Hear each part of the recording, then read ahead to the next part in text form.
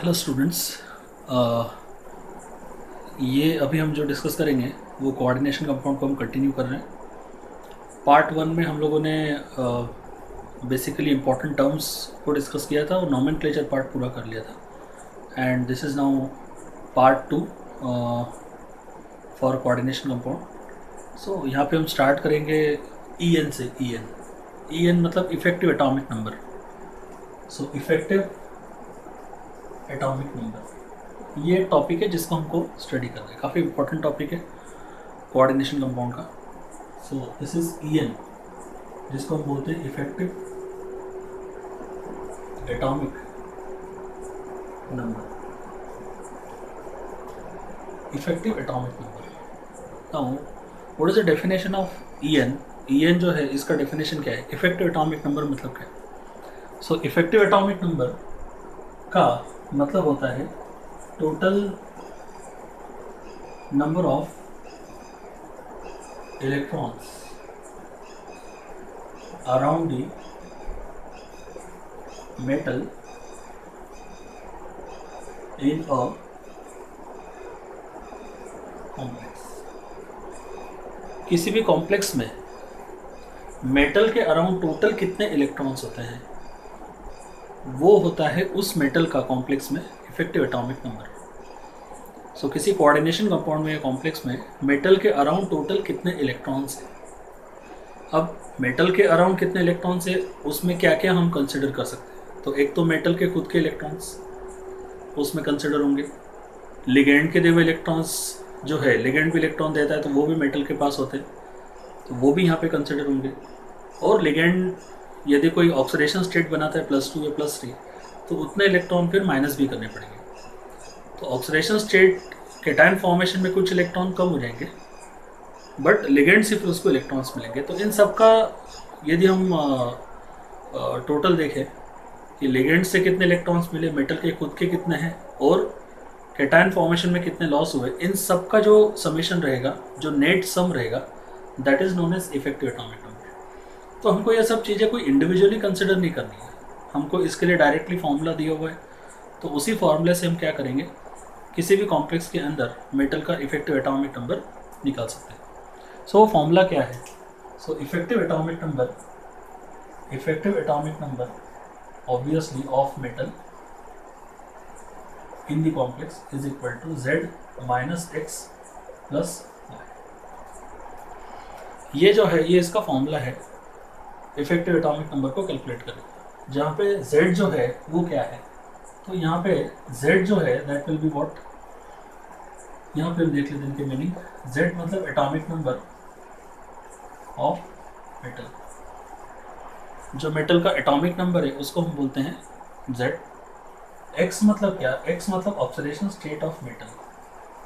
उस कॉम्प्लेक्स में मेटल की जो ऑक्सीडेशन स्टेट है वो हो जाएगी X की वैल्यू। और Y मतलब क्या? तो total number of electrons obtained और डोनेटेड फ्रॉम लिगेंड्स। लिगेंड से टोटल इलेक्ट्रॉन्स कितने मिले हैं वो होगा उसका Y का वैल्यू। तो इस तरह से Z का मतलब एटॉमिक नंबर मेटल का, कॉम्प्लेक्स में जो भी मेटल उसका एटॉमिक नंबर। X मतलब जो होता है that is oxidation state of the metal, और Y जो है वो है total number of electron obtained from ligands. तो इन सब की वैल्यू को यदि हम पुटअप करेंगे तो हमको उस मेटल का उस कॉम्प्लेक्स में इफेक्टिव एटॉमिक नंबर जो है वो ऑब्टेन हो जाएगा। तो चलो इसको टेक्निकली कुछ एग्जांपल्स हम यहाँ पे देखेंगे। तो सबसे पहला यहाँ पे कुछ एग्जांपल्स हम देख रहे हैं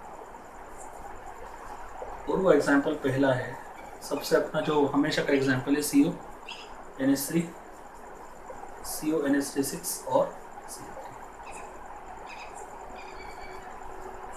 इस एग्जांपल में हमको कोबाल्ट का एटॉमिक नंबर यहाँ पे निकालना है। तो पहले कोबाल्ट की ऑक्सीडेशन स्टेट निकाल लेते हैं।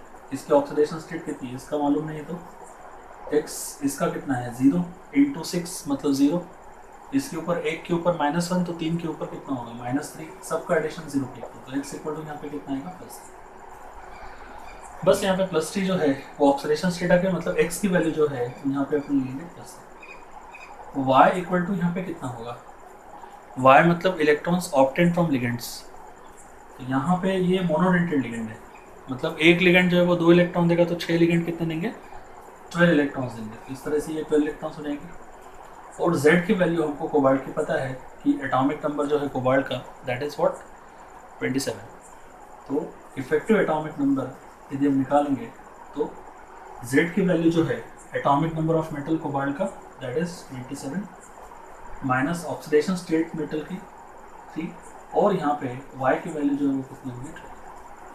तो ऐसे करके यदि वैल्यू हम निकालते हैं इफेक्टिव एटॉमिक नंबर, तो ये आता है कितना 36, 24 प्लस 12 36, जो कि किसका एटॉमिक नंबर है, इफेक्टिव एटॉमिक नंबर कोबाल्ट का, पर किसका एटॉमिक नंबर है, तो कोबाल्ट के बाद में आने वाली नोबल गैस के एटॉमिक नंबर के इक्वल है, मतलब ये क्रिप्टॉन का एटॉमिक नंबर है।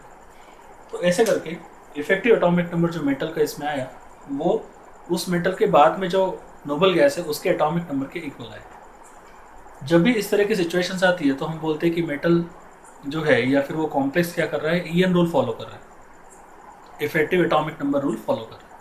तो जब भी इस तरह की सिचुएशन आएगी कि जब इफेक्टिव एटॉमिक नंबर मेटल का किसी नोबल गैस के इक्वल हो जाएगा, किसी एटॉमिक नंबर नोबल गैस के एटॉमिक नंबर के इक्वल हो गया, तो हम बोलेंगे ईएन रूल फॉलो करता है।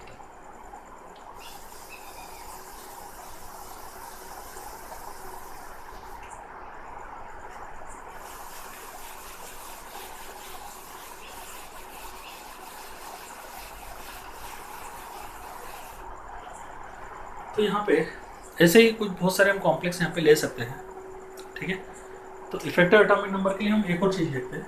मान लो CuNH3 4 और यहाँ पे 2+, ये अपना जो है दैट इज सेकंड एग्जाम्पल। तो इसमें वैसे ही करेंगे, ऑक्सीडेशन स्टेट जो है वो कितनी है, x + 0 = 2, मतलब x = यहाँ पे कितना आएगा +2।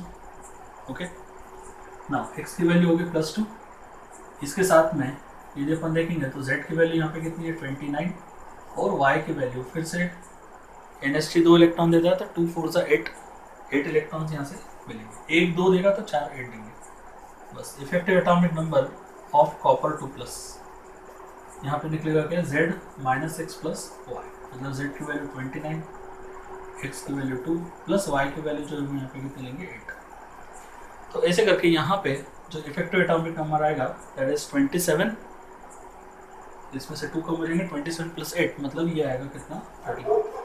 तो यहाँ पे इफेक्टिव एटॉमिक नंबर कितना है 35, जो कि नोबल गैस के एटॉमिक नंबर के इक्वल नहीं है। तो हम बोलते हैं कि जो कॉम्प्लेक्स है ये ईएन रूल फॉलो नहीं करता। तो ऐसे एमसीक्यूज आते हैं कि किसमें out of this 4 which is following the EN rule, which is not following the EN rule. तो बस एटॉमिक नंबर जो है मेटल का इफेक्टिव एटॉमिक नंबर वो किसी नोबल गैस के एटॉमिक नंबर के इक्वल आना चाहिए। अब ज़रूरी नहीं कि हमेशा क्रिप्टॉन के इक्वल ही आएगा, कोई भी नोबल गैस हो सकती है। तो किसी भी नोबल गैस के नेक्स्ट वाली जो नोबल गैस है उसके एटॉमिक नंबर के इक्वल यदि इफेक्टिव एटॉमिक नंबर आता है तो हम बोलते हैं कि ईएन रूल यहाँ पे फॉलो है। बट बेसिकली इस तरह के एग्जांपल्स जो है इतने सिंपल वाले एग्जांपल नहीं आते, इसमें काफ़ी वैरायटीज़ है इन एग्जांपल्स में। तो अब थोड़े से अपन एक्सेप्शनल, थोड़े से डिफरेंट एग्जांपल्स यहाँ पे हम कवर करेंगे। तो यदि सपोज दैट आपको इस तरह से पूछा है कि यहाँ पे FeCO2 और NO2 इसका EN हमको निकालना है, Fe का। तो यहाँ पे Fe का EN यदि हमको निकालना है तो सबसे पहले हम ऑक्सीडेशन स्टेट निकालेंगे। यहाँ पे ऑक्सीडेशन स्टेट X है, इसके ऊपर जो है वो 0, इसके ऊपर जो है वो 0, सबका एडिशन जो है वो किसके इक्वल आएगा 0 के, क्योंकि इस कॉम्प्लेक्स के ऊपर भी यहाँ पे कितना है 0 है। बस अपने को X की वैल्यू जो है वो यहाँ पे कितनी मिल गई 0 मिल गई। उसके बाद Z की वैल्यू जो है वो कितनी है 26, आयन का एटॉमिक नंबर 26 है, और Y की वैल्यू जो है वो कितनी है, तो Y की वैल्यू यहाँ पे थोड़ी सी डिफरेंट आने के चांस है। मतलब यहाँ पे Y जो है वो थोड़ा सा कैसा है, एक्सेप्शनल है कैलकुलेशन इसका। तो ये जो है ये कैसा है, मोनोडेंटेड है, ठीक है, CO। तो इस CO से कितने इलेक्ट्रॉन टोटल जाएंगे 4, है ना। एक CO 2 इलेक्ट्रॉन देता तो 2 CO 4 इलेक्ट्रॉन देंगे, प्लस ये जो है ये 3 इलेक्ट्रॉन डोनर होता है। It is an odd electron system. NO जो है वो ऑड इलेक्ट्रॉन सिस्टम है, तो ये एक NO 3 इलेक्ट्रॉन देगा, तो 3 2 कितना हो जाएगा 6 हो जाएगा। तो यहाँ पे जो Y की वैल्यू हो जाएगी वो कितनी हो जाएगी 6 + 4, मतलब यहाँ पे वैल्यू कितनी आएगी टोटल 10। तो जनरली यदि किसी को ज़्यादा अवेयरनेस नहीं रहेगी तो वो यहाँ पे इसका भी 2 लेगा, ये भी 2 लेगा, तो गलत हो जाएगी वैल्यू। तो इस तरह से यहाँ पे y की वैल्यू 10, चलो ये वैल्यू रख देते हैं। तो En जो है that is what 26 minus oxidation state 0 plus यहाँ पे आएगा 10, तो ये कितना आएगा 36। मतलब ये क्या कर रहा है, इफेक्टिव एटॉमिक नंबर इसका जो है वो नेक्स्ट नोबल गैस के एटॉमिक नंबर के इक्वल है, मतलब ये ईएन रूल फॉलो करेगा। तो ये बहुत ही इंपॉर्टेंट एग्जांपल, एक्सेप्शनल केस है थोड़ा सा। इसके साथ में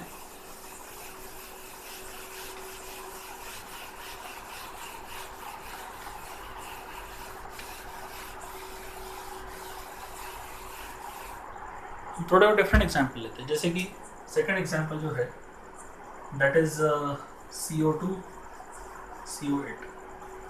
ये एग्जांपल हम यहाँ पे लेके देखते हैं। इसमें हमको कोबाल्ट का इफेक्टिव एटॉमिक नंबर निकालना है, तो कैसे आएगा, तो उसका स्ट्रक्चर पता होना चाहिए। CO इस तरह से ये हो जाएगा CO, दिस इज CO, यहाँ पे होगा CO, ये हो जाएगा CO and this is this. इस तरह का स्ट्रक्चर आता है CO2 CO8 का। कोबाल्ट तो ये कार्बोनाइल लिगेंड है। अब इसमें एक का इसका हमको क्या करना है, ये निकालना है। किसी एक कोबाल्ट का हम निकालेंगे, 2 है तो उसमें से एक का निकालेंगे। तो ऑक्सीडेशन स्टेट जो है वो यहाँ पे कितनी आएगी, तो Z की वैल्यू जो है कोबाल्ट की वो फिर से कितनी आएगी 27। यहाँ पे X की वैल्यू जो है वो कितनी है, तो इसके ऊपर कितना है 0, तो इसके ऊपर भी कितना आएगा 0, तो यहाँ पे X की वैल्यू कितनी है 0। बस फिर से वही Y की वैल्यू में आपको थोड़ा सा देखना है। तो एक जनरल यदि अपन देखें Y की वैल्यू कैसे आती है, तो यहाँ पे Y की वैल्यू मतलब लिगेंड से दिए हुए इलेक्ट्रॉन्स। तो एक लिगेंड जो है वो मोनोडेंटेड है, मतलब एक इलेक्ट्रॉन पेयर बोले तो 2 इलेक्ट्रॉन देगा ये। तो ये एक इस कोबाल्ट से मान लो इसका हम EN निकाल रहे हैं, तो यहाँ पर 2 4 6 और 8 ये इससे कनेक्टेड है। तो इस कोबाल्ट से 4 लिगेंड कनेक्टेड है, 1 2 3 और 4। इसलिए टोटल जो है यहाँ पे कितने इलेक्ट्रॉन्स मिलेंगे, 8 इलेक्ट्रॉन्स। तो यहाँ पे EN जो है वो कितना आएगा, so that is 27 minus 0 plus 8 plus 1। सो अब यहाँ पे जो डिफरेंट चीज़ है वो क्या है यहाँ पे, कि यहाँ +1 हमने क्यों किया, यहाँ पे +1 कैसे कर दिया। तो ये +1 का यहाँ पे रीज़न ये है कि कोबाल्ट का जो है ये जो पर्टिकुलर बॉन्ड है हमने इसको इन सबको कंसिडर किया, ये बॉन्ड का इलेक्ट्रॉन कंसिडर नहीं किया। तो यहाँ पे एक इलेक्ट्रॉन इसका है, एक इलेक्ट्रॉन इस कोबाल्ट का है। ये कोवेलेंट बॉन्ड एक्चुअली, ये जो बॉन्ड है वो कैसा है, कोवेलेंट बॉन्ड है। अब कोवेलेंट बॉन्ड है तो ये जो इलेक्ट्रॉन है वो इलेक्ट्रॉन इसके साथ भी काउंट होने वाला है, बिकॉज कोवेलेंट बॉन्ड में इलेक्ट्रॉन शेयर्ड रहते हैं, शेयर्ड पेयर ऑफ इलेक्ट्रॉन है। तो शेयर्ड पेयर ऑफ इलेक्ट्रॉन में से एक इलेक्ट्रॉन तो इस कोबाल्ट का पहले से ही इसके अंदर काउंटेड है 27 में से। एटॉमिक नंबर 27 मतलब ये जो इलेक्ट्रॉन है वो तो इस कोबाल्ट का ही है, जो कि 27 में ऑलरेडी इंक्लूडेड है।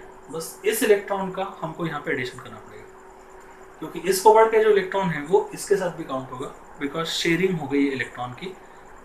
2 कोबाल्ट के बीच में कोवेलेंट बॉन्ड है, तो एक बॉन्ड के जो दोनों इलेक्ट्रॉन है वो दोनों को मिले हुए हैं। तो इस तरह से ये जो इलेक्ट्रॉन है वो इधर काउंट होगा। तो इसलिए इस इलेक्ट्रॉन के लिए हमने यहाँ पे क्या कर दिया, +1 कर दिया। तो इस तरह से यदि हम देखेंगे तो फिर से यहाँ पे EN जो है वो कितना है, यहाँ पे 36 आया। इसका मतलब ये भी क्या कर रहा है, क्रिप्टॉन का एटॉमिक नंबर के इक्वल है, मतलब ये EN रूल को ये कॉम्प्लेक्स क्या करेगा, फॉलो करेगा। तो ऐसे करके आप इसको कैलकुलेट कर सकते हो। ओके, चलो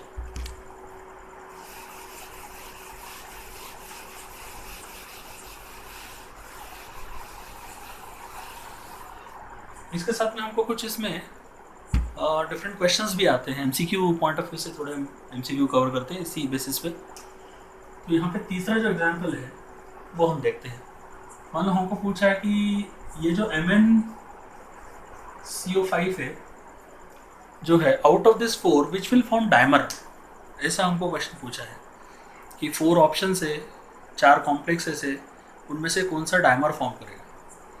तो वो डायमर कौन सा फॉर्म करेगा वो भी हम यहाँ से क्या कर सकते हैं, प्रेडिक्ट कर सकते हैं। जैसे कि यहाँ पे यदि अपन देखें तो इसका EN जो है वो कितना है, तो यहाँ पे इसकी ऑक्सीडेशन स्टेट मतलब X की वैल्यू यहाँ पे कितनी है 0, इसके ऊपर 0, Mn के ऊपर भी कितना आएगा 0, Y जो है वो यहाँ पे कितना आएगा 10, और Z की वैल्यू जो है वो यहाँ पे कितनी है 25।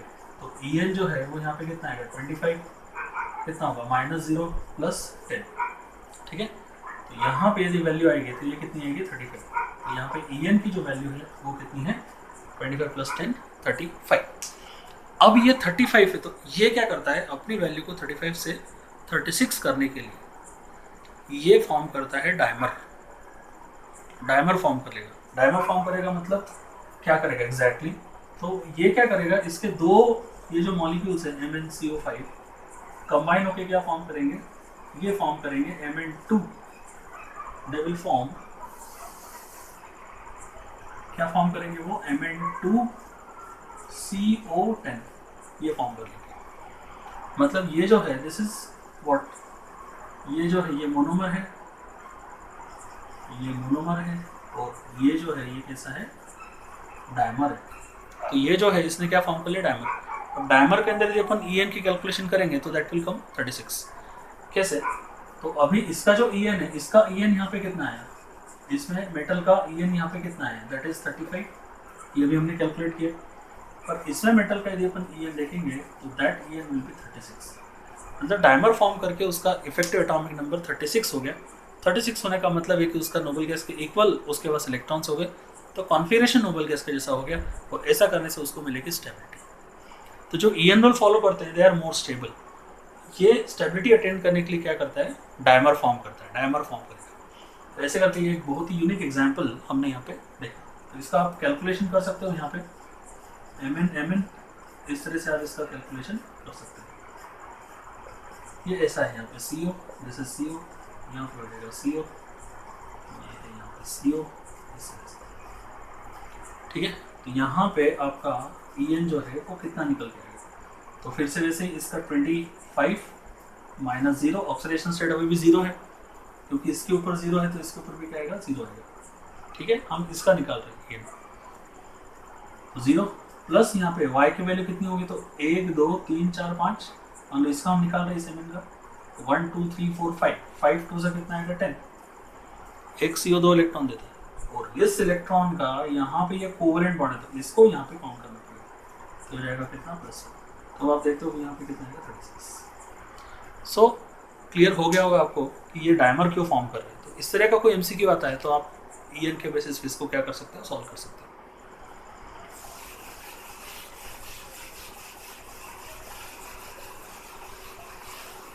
नाउ समटाइम हमको पूछते हैं कि out of this four which is oxidising agent, which is reducing agent, ऐसा भी हमको क्वेश्चन आता है। तो ऐसे केस में हम क्या करेंगे, मे बी पॉइंट नंबर 4 या 5 जो भी कुछ है, मान लो कि 4 ऑप्शन हमको दिए है, पूछा है कि what is which is oxidising agent और रिड्यूसिंग एजेंट। तो यहाँ पे जो भी कॉम्प्लेक्स है, किसी भी कॉम्प्लेक्स का कोई भी कॉम्प्लेक्स है, यदि उसका इफेक्टिव एटॉमिक नंबर मान लो 35, ठीक है, तो कुछ कॉम्प्लेक्सेस डायमर फॉर्म करते हैं जैसे हमने देखा, बट कुछ कॉम्प्लेक्स क्या करते हैं, अपने En को 35 से कितना, En को 36 करने के लिए एक और तरीका यूज कर सकते हैं।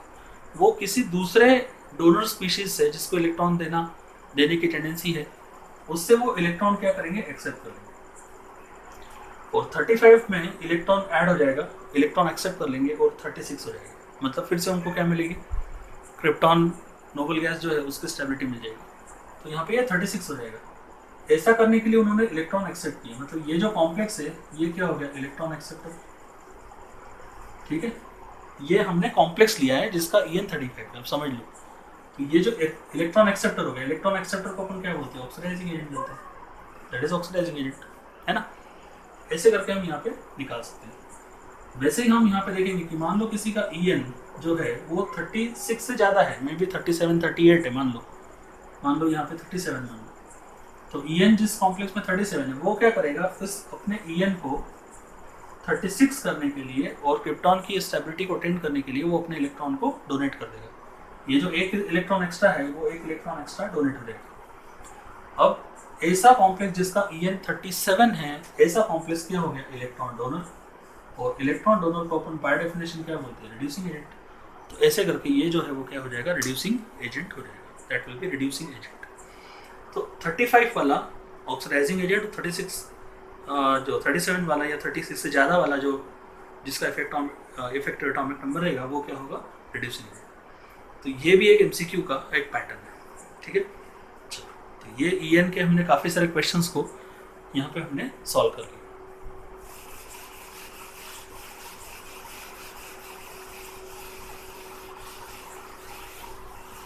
अब अब इसके अलावा EN के काफ़ी डेप्थ वाले भी क्वेश्चंस आते हैं एडवांस लेवल पे, जैसे लिगेंड्स जो है वो 6 इलेक्ट्रॉन डोनर, कुछ लिगेंड्स होते हैं, कुछ 4 इलेक्ट्रॉन डोनर्स होते हैं, पायसिड लिगेंड्स होते हैं, काफ़ी इसमें वैरायटी और भी है।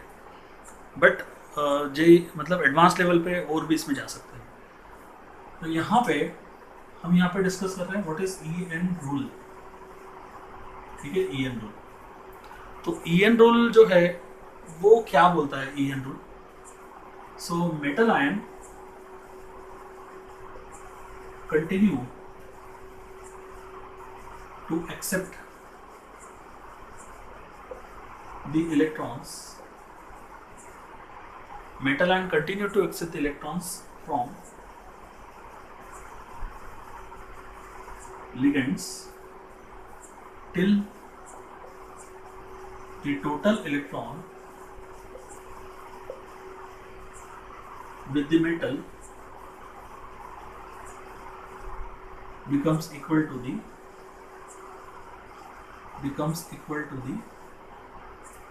atomic number of next noble gas। ठीक है, इसको हम बोलते हैं EN रूल। तो this is known as EN rule. तो EN रूल के हिसाब से मेटल आयन क्या करता है कि कंटिन्यूसली इलेक्ट्रॉन लिगेंड से लेता रहता है जब तक कि उसके पास टोटल इलेक्ट्रॉन कितने नहीं हो जाते, उसके बाद में आने वाली नोबल गैस के इक्वल नहीं हो जाते। ये EN रूल है। अब इसको हम समझेंगे। मान लो कि हमारे पास एक कोबाल्ट 3+ नाम का कैटायन है। अब कोबाल्ट 3+ के पास जो टोटल इलेक्ट्रॉन्स है वो अभी कितने हैं? 24 है ना। 24 इलेक्ट्रॉन्स है इसके पास अभी। कोबाल्ट के पास 27 होते हैं, +3 में 3 कम हो जाएंगे तो 27 - 3 हो जाएगा, तो यहाँ पे 24। अब कोबाल्ट कोशिश करेगा कि इसके जो इलेक्ट्रॉन्स है 24 इलेक्ट्रॉन जो इसके पास है वो इलेक्ट्रॉन एक्चुअली कितने हो जाए? 36 हो, मतलब किसके इक्वल हो जाए? कोबाल्ट 3+ के बाद या कोबाल्ट के बाद जो नोबल गैस है उसके इक्वल हो जाए। तो इसके लिए इलेक्ट्रॉन 24 से 36 इलेक्ट्रॉन करने के लिए क्या करेगा? ये मेटल आयन लिगेंड से इलेक्ट्रॉन एक्सेप्ट करना शुरू करेगा, मतलब कॉम्प्लेक्स बनाएगा, लिगेंड से इलेक्ट्रॉन एक्सेप्ट करेगा। तो कितने लिगेंड से कंबाइन होगा? तो ऑब्वियसली एक लिगेंड मान लो मोनोडेंटेड है, मान लो L करके ये मोनोडेंटेड लिगेंड है, तो ये एक तो 2 इलेक्ट्रॉन देगा, तो इसको कितने का डिफरेंस है? यहाँ पे 12 इलेक्ट्रॉन इसको चाहिए, तो 6 लिगेंड से कंबाइन हो जाएगा। और 6 लिगेंड से कंबाइन होकर इसको कितने मिलेंगे? 12 इलेक्ट्रॉन्स यहाँ पे मिल जाएंगे और उसका एटॉमिक नंबर कितना हो जाएगा? 36 हो जाएगा। तो मेटल आयन की ये जो टेंडेंसी है कि वो अपने इलेक्ट्रॉन जो भी अभी प्रेजेंट नंबर ऑफ इलेक्ट्रॉन्स होते हैं उनको नेक्स्ट नोबल गैस के एटॉमिक नंबर के इक्वल करने की कोशिश करती है। उसके लिए वो लिगेंड से इलेक्ट्रॉन लेती है। तो उसकी इस टेंडेंसी को हम क्या बोलते हैं? Effective atomic number rule. So metal ion continue to accept the electrons from ligands till its total number of electrons becomes equal to the atomic number of next noble gas। तो जब तक noble gas के equal atomic number नहीं होता, effective atomic number नहीं होता metal का, metal ligand से इलेक्ट्रॉन कंटिन्यूसली एक्सेप्ट करती है। तो ये टेंडेंसी जो है मेटल आयन की कि वो अपने इलेक्ट्रॉन्स को इंक्रीज करके उसके बाद में नोबल गैस जो आएगी उसके एटॉमिक नंबर के इक्वल करने की कोशिश करती है। उसकी ये जो टेंडेंसी है उस टेंडेंसी का नाम है इफेक्टिव एटॉमिक नंबर रूल। अब इस टेंडेंसी से क्वेश्चंस हमको आते हैं, मतलब हमको इसके ऊपर से ऑलरेडी EEE में कुछ साल पहले इसके ऊपर क्वेश्चंस आ चुका है। तो ये क्वेश्चन इस तरह से कैसे यहाँ पे सॉल्व होगा। तो इस क्वेश्चन को यदि अपन देखें तो मान लो कि यहाँ पे आपको इस तरह से पूछा है कि NiCOX, तो x की वैल्यू यहाँ पे कितनी होगी, ऐसा हमको क्वेश्चन आता है। या फिर यहाँ पे इस तरह से क्वेश्चन पूछा है कि FeCOX, तो यहाँ पे x की वैल्यू कितनी होगी। तो इस तरह के क्वेश्चन हम यहाँ पे सॉल्व कर सकते हैं आराम से। कैसे? तो यहाँ पे इसकी ऑक्सीडेशन स्टेट 0 है तो इसके ऊपर भी 0 है, मतलब यहाँ पे Z जो है निकेल की जो ऑक्सीडेशन स्टेट है वो 0 है। निकेल की जो ऑक्सीडेशन स्टेट है वो कितनी है? 0। तो 0 ऑक्सीडेशन स्टेट में इसके पास इलेक्ट्रॉन्स अभी कितने हैं? तो न्यूट्रल एटम है, न्यूट्रल एटम के पास कितने होते हैं? 28। अब EN रूल एक टेंडेंसी है जिसके कारण उसके इलेक्ट्रॉन को बढ़ा के लिगेंड से एक्सेप्ट करके बढ़ा के कितना करेगा? नेक्स्ट नोबल गैस के इक्वल। तो 28 से इलेक्ट्रॉन बढ़ा के वो कोशिश करेगा कि उसके कितने हो जाए? 36 इलेक्ट्रॉन्स हो जाए, मतलब यहाँ पे टोटल जो इलेक्ट्रॉन्स है वो कितने हो जाए? 36 हो जाए। अब 28 से 36 करने के लिए कितने इलेक्ट्रॉन की डिफरेंस है? तो 8 इलेक्ट्रॉन उसको चाहिए, मतलब 4 CO से उसको क्या करना पड़ेगा? कंबाइन करना पड़ेगा। एक CO जो है वो उसको 2 इलेक्ट्रॉन देगा, तो 4 CO इसके 8 इलेक्ट्रॉन देगा, और 28 + 8 जो है वो कितने देंगे 36। तो मेटल आयन की जो टेंडेंसी है उसके कारण वो क्या करेगा, CO से इलेक्ट्रॉन एक्सेप्ट करेगा, कितने, जितने उसको 36 करने के लिए रिक्वायर्ड है, एंड दैट इज 8 इलेक्ट्रॉन, मतलब 4 CO की जरूरत पड़ेगी। तो यहाँ पे आंसर अपना आ गया, x की वैल्यू कितनी आएगी यहाँ पे 4, दैट इज कॉम्प्लेक्स जो है वो कैसा होगा, इस तरह, ये इसका जो है वो आंसर हो जाएगा। सेम यहाँ पे x की वैल्यू कितनी आनी चाहिए, 5 आनी चाहिए। तो आप सॉल्व करना है इसको, 5 आएगी यहाँ पे, 26 से 36 करने के लिए 10 इलेक्ट्रॉन मतलब 5 CO। चलो ये हो गया इफेक्टिव एटॉमिक नंबर जो है। इसमें ध्यान रखना, जो इफेक्टिव एटॉमिक नंबर का जो फॉर्मूला है कौन सा है, En, effective atomic number = Z - x + y। ये जो x है ऑक्सीडेशन स्टेट जो होती है ये विद साइन होती है, दैट इज विद साइन। मतलब देख कुछ रेयर केसेस में मेटल के ऊपर जो ऑक्सीडेशन स्टेट है वो पॉजिटिव जैसे हमेशा रहता है, पर कुछ केसेस में नेगेटिव भी आती है। तो मान लो किसी मेटल के ऊपर -1 आया तो -1 लेना है, 1 नहीं लेना है, तो विद साइन आपको ये x की वैल्यू लेनी है, ठीक है। तो कभी मेटल की ऑक्सीडेशन स्टेट नेगेटिव है, मान लो -1 है तो -1 आपको लेना है, ओके, 1 नहीं लेना है, -1। ये हो गया अपना यहाँ पे इफेक्टिव एटॉमिक नंबर। और ये और भी लिगेंड की जितनी वैरायटीज़ है उस वैरायटी के हिसाब से काफ़ी सारी चीज़ें जो है वो हम यहाँ पे और भी इसमें डाल सकते हैं। जैसे कोई लिगेंड है जो 6 इलेक्ट्रॉन डोनर होता है, कोई लिगेंड 4 इलेक्ट्रॉन डोनर, जिस मैंने आपको पहले बताया। तो ऐसे लिगेंड से जो डाल दिए तो वहाँ पे इफेक्टिव एटॉमिक नंबर कैलकुलेट करना बहुत डिफिकल्ट भी हो सकता है। तो काफ़ी से वैरायटीज है, डेप्थ है IIT एडवांस लेवल पे, ओके। बस आपको लिगेंड का इंट्रोडक्शन दिखोगा तो फिर कोई प्रॉब्लम नहीं है, आपको कोई भी एग्जाम्पल दिया तो आप सॉल्व कर सकते हैं। तो ये हो गया अपना इफेक्टिव एटॉमिक नंबर और इफेक्टिव एटॉमिक नंबर रूल। चलो, तो नेक्स्ट जो है वो अपन यहाँ पे कवर करेंगे। इसको यहाँ से हम हटा देते हैं, इसको यहाँ से हटा देते हैं, और हम यहाँ पे शुरू करेंगे क्या, valency bond theory, valence bond, okay, valence bond theory.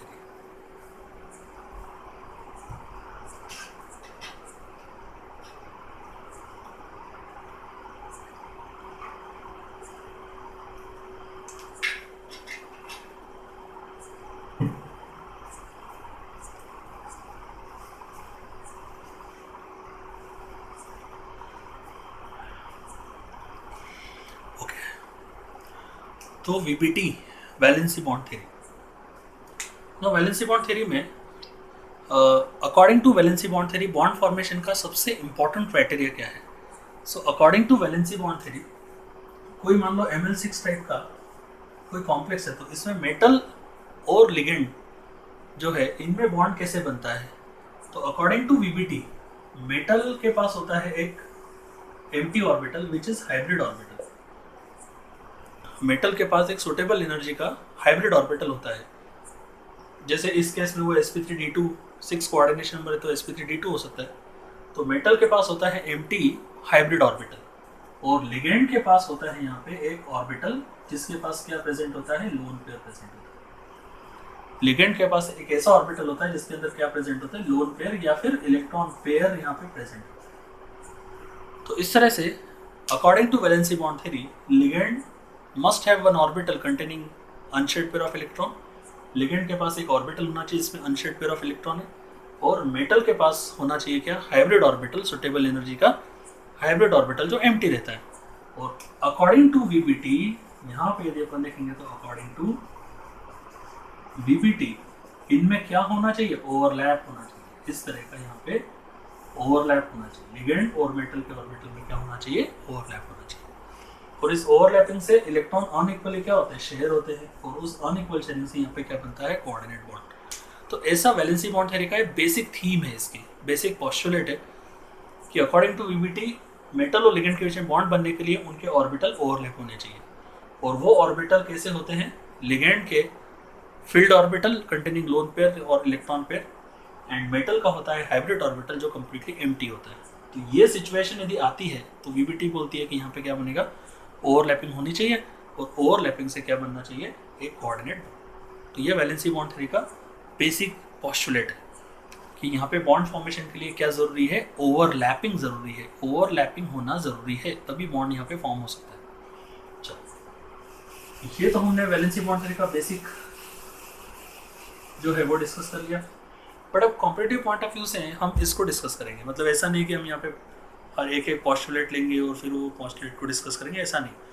हमको नीट और जेई पॉइंट ऑफ व्यू से करना है तो वीबीटी के सीधे जो क्वेश्चंस जिस फॉर्मेट के आते हैं, जिस तरह से क्वेश्चंस वैलेंसी बॉन्ड थ्योरी पे आते हैं, वो क्वेश्चंस ही हमको सॉल्व करने पड़ेंगे, बट एक सिस्टमैटिक वे में, ताकि थ्योरी भी समझ में आ जाए और क्वेश्चन भी सॉल्व हो जाए। तो इसके लिए मैं अभी डिफरेंट एग्जाम्पल्स लेता हूँ और उन्हीं एग्जाम्पल से हम वीबीटी के पॉस्टुलेट भी निकाल सकते हैं, वीबीटी में क्या होता है वो समझ भी सकते हैं। ठीक है, तो इसके लिए सबसे फर्स्ट जो एग्जाम्पल है वीबीटी का वो हम यहाँ पे लेंगे। इसको हम थोड़ा अब हटा देते हैं। ओके, वैलेंसी बॉन्ड, इसको हम समझने के लिए सबसे पहले एक एग्जाम्पल यहाँ पे लेते हैं, दैट इज CONH3। सॉरी, एक सिंपल एग्जाम्पल पहले लेते हैं, ये भी यहाँ पे अपन ले सकते हैं। फर्स्ट एग्जाम्पल है COF6 और T-, ये एग्जाम्पल यहाँ पे हम लेंगे।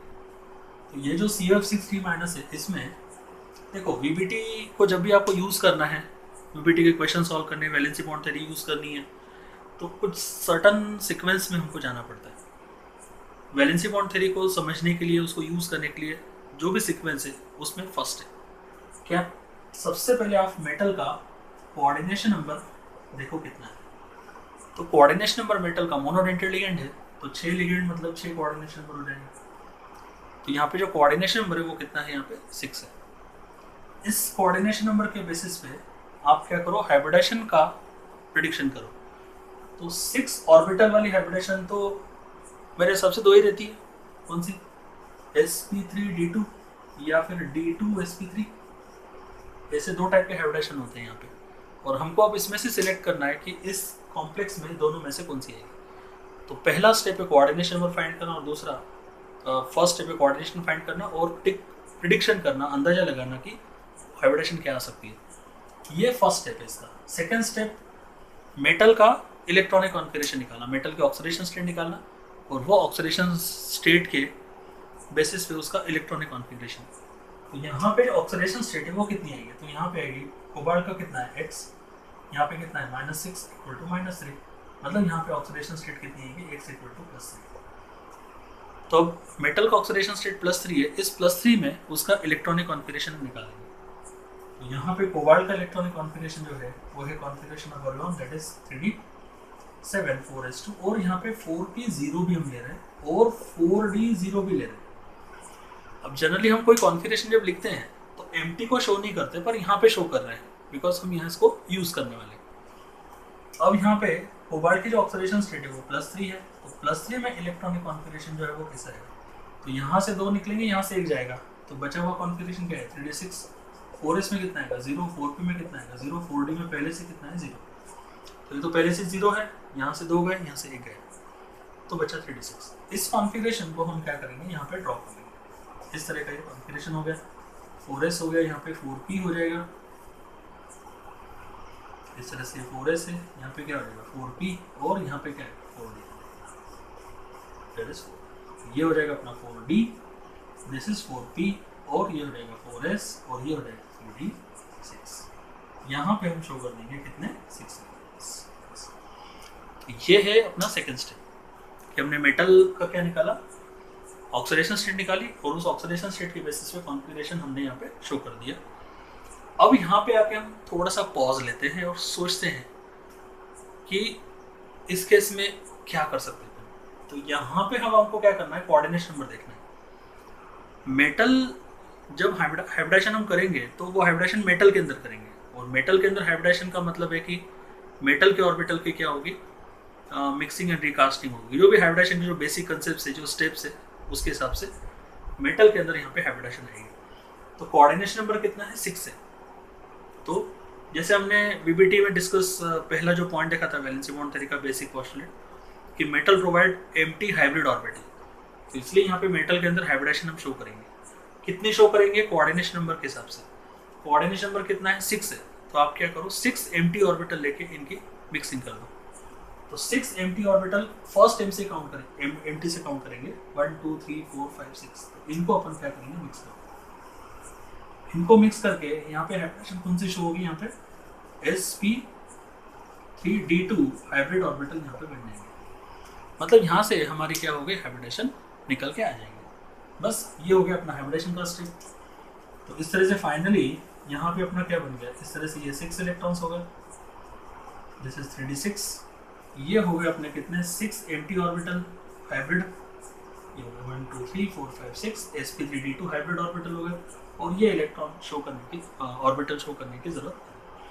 तो इस तरह से ये जो है ये कोबाल्ट 3+ आयन के अंदर ये सिचुएशन है कि मेटल के पास है d ऑर्बिटल जो कम्प्लीटली d ऑर्बिटल फील्ड है, कम्प्लीटली नहीं मतलब जो भी इलेक्ट्रॉन्स है, और बाकी ये जो ऑर्बिटल्स है वो हाइब्रिड ऑर्बिटल है जो एम्प्टी है। बस नेक्स्ट हम क्या करेंगे, नेक्स्ट वाले केस में ये जो हाइब्रिड ऑर्बिटल्स हैं अल्टीमेटली हमको क्या करना है, कॉम्प्लेक्स बनाना है। तो कॉम्प्लेक्स बनाने के लिए यहाँ पे जो हाइब्रिड ऑर्बिटल अपने CO3+ के बने हैं वो CO3+ के हाइब्रिड ऑर्बिटल, ये हो गया अपना क्या, दिस इज 3d6, ये हो गया अपना 3d6, और यहाँ पे हो गया क्या, हाइब्रिड ऑर्बिटल, ये है अपना कौन सा, sp3। बस लास्ट में हम क्या करते हैं, इनकी ओवरलैपिंग करवा देते हैं। तो ये तो हो गया मेटल के ऑर्बिटल। अब मेटल के ऑर्बिटल वैलेंसी बॉन्ड थ्योरी के हिसाब से मेटल के ऑर्बिटल लिगेंड के ऑर्बिटल से क्या होंगे, ओवरलैप होंगे। तो लिगेंड जो है वो अपना कौन है, F-, तो उसको यहाँ पे हम शो कर देंगे। तो इस तरह से ये जो इलेक्ट्रॉन्स है F- के वो यहाँ पे क्या करेंगे, डोनेट करेंगे।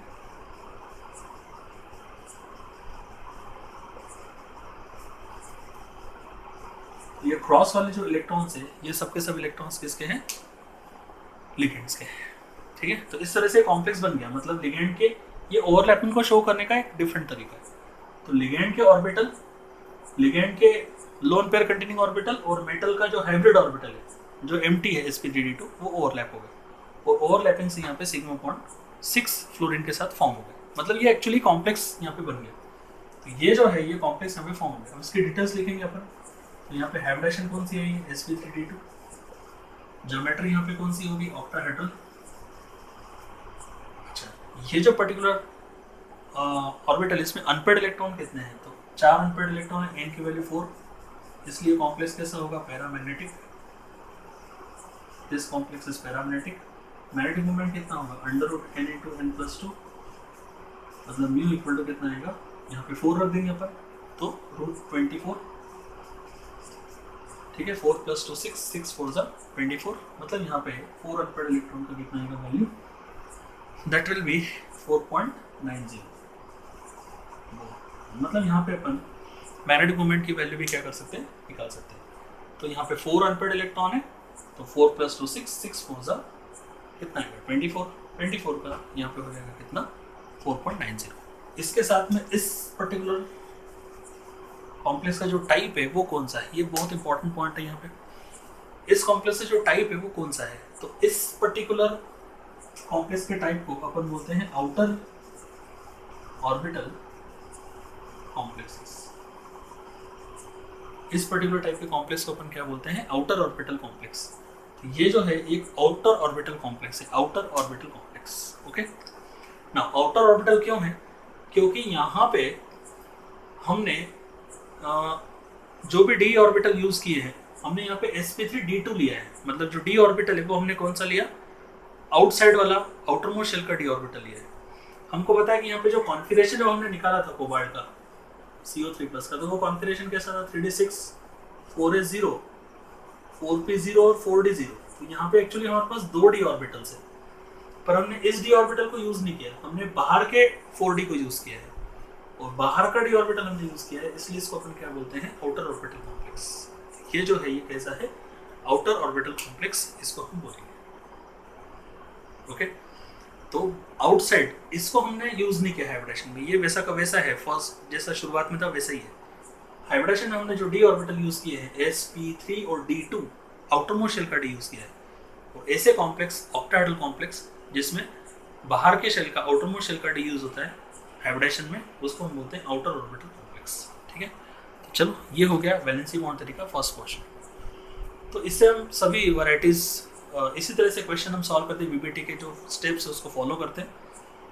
सबसे पहले कोऑर्डिनेशन नंबर निकालना, उसके बाद ऑक्सीडेशन स्टेट निकाल के कॉन्फिगरेशन देखना, और कॉन्फिगरेशन के बाद देखना कि हाइब्रिडेशन कौन सी आ सकती है, और फिर डिटेल्स पूरी निकाल लेते हैं। ये डिटेल जो है ये आपको एमसीक्यू के फॉर्म में पूछते हैं। ये सब डिटेल्स एक्चुअली एमसीक्यूज है, बट आपको रफ में इस तरह से आपको एक्टिविटी करनी पड़ती है। एक्चुअली प्रैक्टिस होने के बाद फिर आप बहुत इजीली माइंड में भी इसको कर सकते हो, ठीक है, और प्रैक्टिस होने के बाद कर सकते हो। तो ये हो गया अपना नाउ।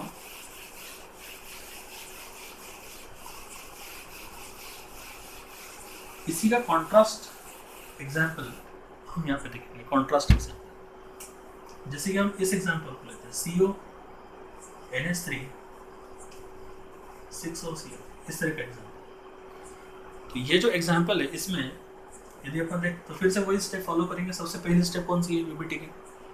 कोऑर्डिनेशन नंबर निकालो। तो कोऑर्डिनेशन नंबर यहाँ पे कितना है? 6 है। ओके ना, 6 है तो दो पॉसिबिलिटी कौन सी होगी यहाँ पे? sp3d2 या फिर d2sp3। तो फिर हमको सिलेक्शन करनी है कि इन दोनों में से कौन सा हाइब्रिडेशन आएगा। अच्छा, अब यहाँ पे ऑक्सीडेशन स्टेट जो है वो कितनी है? तो x + 0 - 3 = 0, मतलब यहाँ पे x की वैल्यू कितनी है? +3। कोबाल्ट 3+ का कॉन्फिगरेशन ऑलरेडी हमने निकाला हुआ है। ये कॉन्फिगरेशन कितना आता है? D6 4s0 4p0, और 4d0 हमने यूज़ किया था। देखते हैं यहाँ पे ज़रूरत पड़ी तो लेंगे। ये हो गया कोबाल्ट 3+ का, ठीक है, डायरेक्टली लिख दिया क्योंकि पिछले एग्जाम्पल में हमने निकाला इसको। बस इसको हम ड्रॉ कर लेंगे यहाँ पे D6। ये हो जाएगा अपना क्या? That is D6 configuration. ये हो जाएगा अपना D6 कॉन्फिगरेशन। ये हो जाएगा अपना 4s। ये हो जाएगा अपना क्या? 4p। This is 4p0, this is 4s0 and this is known as 3d6।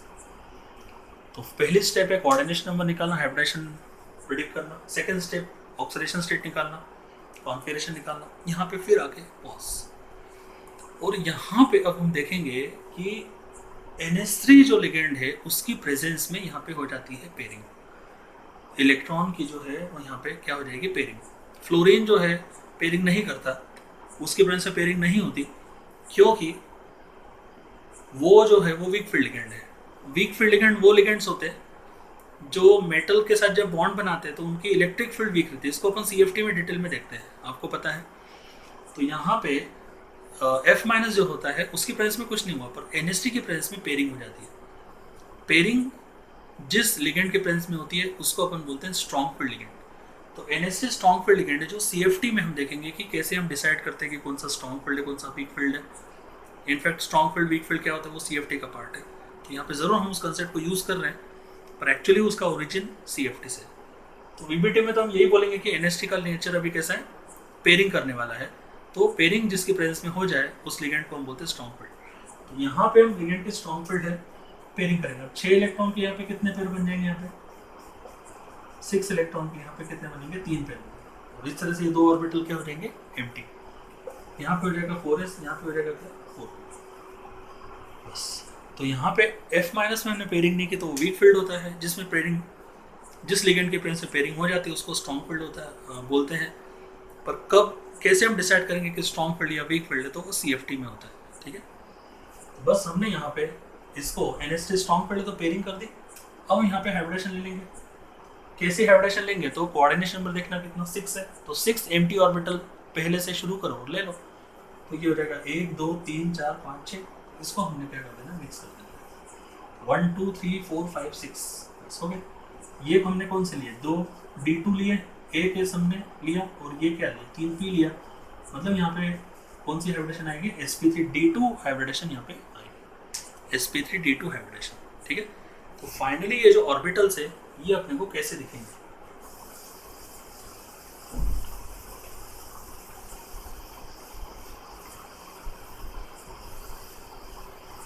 तो फाइनली ऑर्बिटल जो है ये हमको कैसे दिखते हैं? यहाँ पे फाइनली जो है वो इस तरह से आएगा। D6 पेयरिंग होने के बाद D6 ऐसा हो गया था, 3 ही ऑर्बिटल शो किए थे, और D के 2 लेके हमने यहाँ पे क्या शो कर दी थी? हाइब्रिडेशन 1 2 3 4 5 और 6। कौन सी हाइब्रिडेशन लिया हमने? D2sp3 hybrid orbital. बस पेयरिंग करने से 6 इलेक्ट्रॉन के 3 पेयर फर्स्ट 3 ऑर्बिटल में एडजस्ट हो गए, ये जो है वो क्या है यहाँ पे 3d6 है, और D2sp3 हाइब्रिडेशन यहाँ पे ले लेंगे। तो ऐसे करके ये हो जाता है। बस अब लास्ट में अपन क्या करेंगे, NH3 से इसको क्या करवा देंगे, ओवरलैप करवा देंगे। ये हो गया अपने 4, दिस इज बस ये अपने लोन पेयर को डोनेट करेगा, और लोन पेयर को डोनेशन से यहाँ पे क्या बन जाएगा, कोऑर्डिनेट बॉन्डिंग। ठीक है, तो इस तरह से ये हो जाता है। बस ये अपना कॉम्प्लेक्स बन गया। इसकी डिटेल्स अपने लिख लेते हैं। हाइब्रिडेशन यहाँ पे कौन सी आएगी, दैट इज D2sp3 हाइब्रिडेशन। अच्छा, उसके बाद ये जो पर्टिकुलर है ज्योमेट्री इसकी कैसी होगी, दैट विल बी ऑक्टाहेड्रल, क्योंकि D2sp3 हो या sp3d2 हो, दोनों केस में ऑक्टाहेड्रल ज्योमेट्री होती है। उसके बाद इसमें अनपेड इलेक्ट्रॉन की वैल्यू कितनी है, 0, तो मैग्नेटिक मोमेंट कितना आएगा, 0, तो ये कैसा होगा, diamagnetic, this will be diamagnetic. और सबसे इंपॉर्टेंट चीज है कि अब हमने यहाँ पे क्या किया है, अंदर के d ऑर्बिटल को यूज किया है। जैसे हमारे पास जो कोबाल्ट 3+ था उसमें क्या था, हमारे पास 3d6 था, 4s0 था, 4p0 और 4d0। तो पिछले केस में हमने ये वाला यूज किया था, इसको डिस्टर्ब नहीं किया, पर इस बार हमने इस d को हमने यूज किया हुआ है। ठीक है, 5 में से 3 में हमने इलेक्ट्रॉन की पेयरिंग करके हो गए, और बचे हुए दो ऑर्बिटल हमने यहाँ पे मिक्स कर दिए थे हाइब्रिडेशन में। तो इसलिए हमने यहाँ पे अंदर का d ऑर्बिटल यूज किया है, और इसलिए इस कॉम्प्लेक्स का जो टाइप है वो कैसा होगा, inner orbital complex. This is known as inner orbital complex. ये जो कॉम्प्लेक्स है कैसा, इनर ऑर्बिटल। तो इस तरह से हमने COF63- में वीक फील्ड लिगेंड था, तो अंदर के ऑर्बिटल की हम पेयरिंग नहीं कर पाए, इसलिए बाहर का डी लेके काम चलाना पड़ा, इसलिए वहाँ पे sp3d2 आई थी। पर स्ट्रॉन्ग फील्ड लिगेंड केस में हमने पेयरिंग की। पेयरिंग करने से अंदर का जो डी ऑर्बिटल है, पेनल्टीमेट शेल का डी, उस पेनल्टीमेट शेल के डी में जो है पेयरिंग करने से वो एम्प्टी हो गए, और उन अंदर के डी को लेके हमने यहाँ पे हाइब्रिडेशन शो कर दी। सिंस हमने डी ऑर्बिटल जो है वो पेनल्टीमेट शेल का यूज़ किया है, मतलब अल्टीमेट शेल का या फिर आउटरमोस्ट शेल का यूज़ नहीं किया है, कौन सा, पेनल्टीमेट शेल का यूज़ किया है, ND यूज़ नहीं किया है, N-1D यूज़ किया है, तो 4D यूज़ नहीं किया, 3D यूज़ किया है। तो इसलिए अंदर का डी ऑर्बिटल यूज़ किया है, पेनल्टीमेट शेल का, सेकंड लास्ट शेल का यूज़ किया है, इसलिए इसको अपन बोलते हैं इनर ऑर्बिटल कॉम्प्लेक्स। तो स्ट्रॉन्ग फील्ड यदि होता है तो अंदर के डी पेयरिंग करने से अंदर का डी हमको एम्प्टी मिल जाता है, तो हम D2sp3 ले सकते हैं। और वीक फील्ड हुआ तो अंदर का डी पेयरिंग नहीं होती, इसलिए अंदर का डी अवेलेबल नहीं होगा, तो बाहर का डी लेंगे और sp3d2 लेंगे। तो ऐसे करके ऑक्टाहेड्रल के 2 हमारे केसेस यहाँ पे हो जाते हैं। तो फाइनली कंक्लूजन क्या निकलता है, तो फाइनली हम भी अभी तक हमने जो देखा है उसके हिसाब से यदि अपन देखें तो कोऑर्डिनेशन नंबर 6 जो है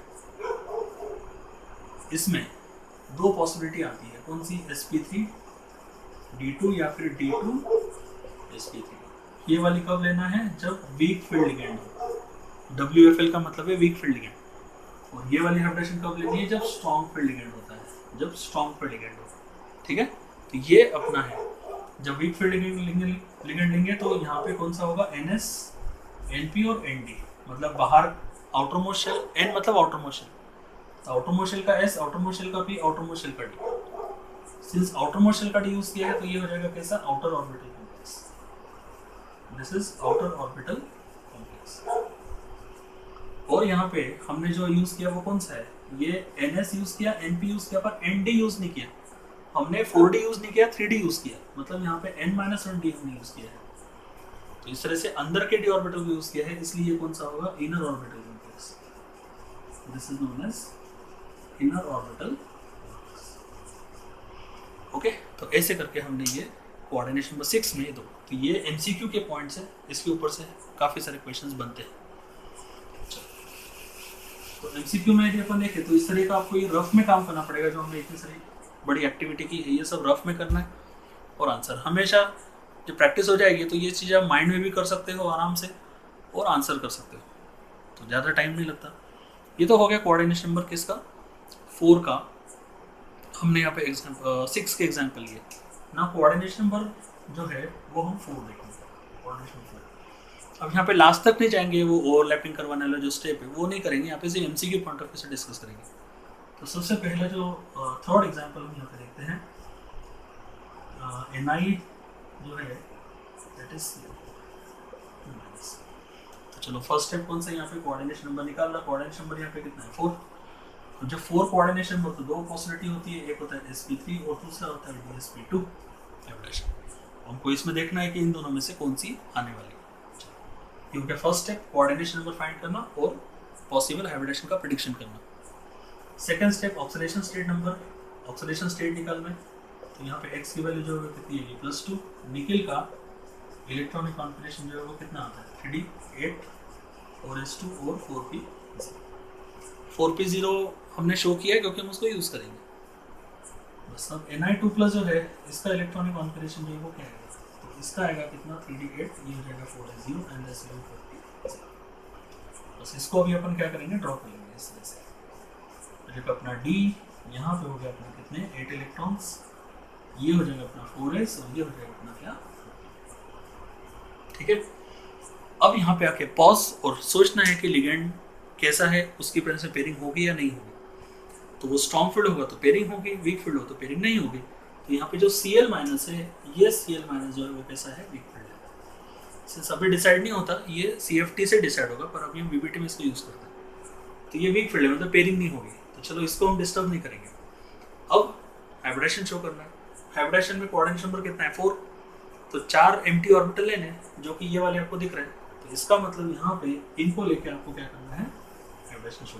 ये हो जाएगा s px py pz, मतलब हाइब्रिडेशन कौन सी आएगी यहाँ पे sp3 हाइब्रिड ऑर्बिटल यहाँ पे बनेगी, ठीक है। तो चलो ये हो गया। अब हम लास्ट की जो स्टेप है वो स्किप कर रहे हैं क्योंकि ओवरलैपिंग का पार्ट है और आप समझ गए होंगे अब थ्योरी।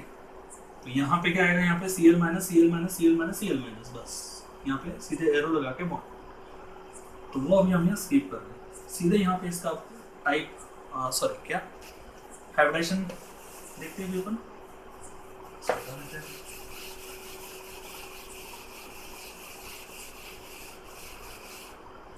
तो हाइब्रिडेशन जो है वो यहाँ पे क्या है, अभी हाइब्रिडेशन जो है वो कौन सी है sp3, ठीक है। sp3 हाइब्रिडेशन है।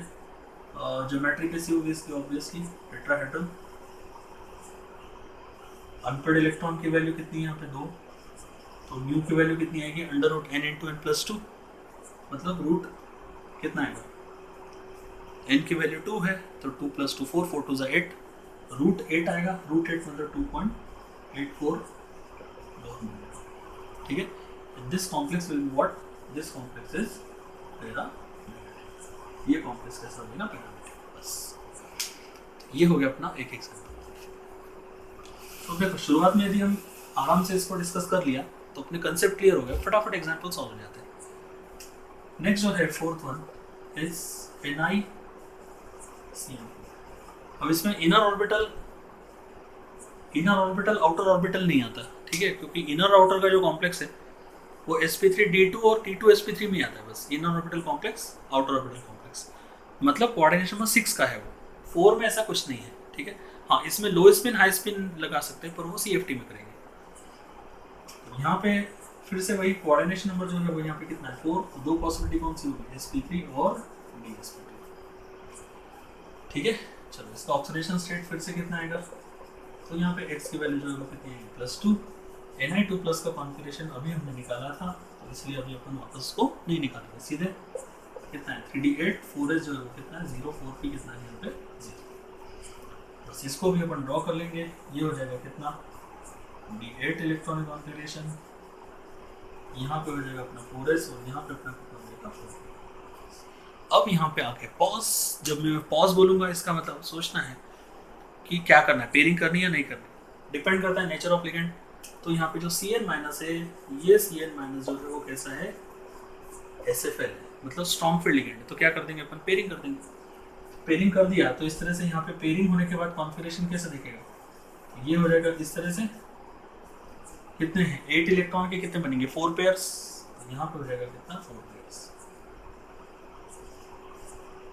ये हो जाएंगे इसके 4 पेयर्स, ठीक है।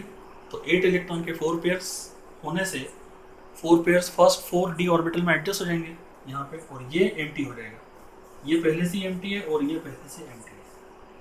चलो नेक्स्ट पेयरिंग करने के बाद हाइब्रिडेशन देखेंगे, कौन सी हाइब्रिडेशन लेनी है, कितने ऑर्बिटल मिक्स करने वो किसके ऊपर डिपेंड है, कोऑर्डिनेशन नंबर पे।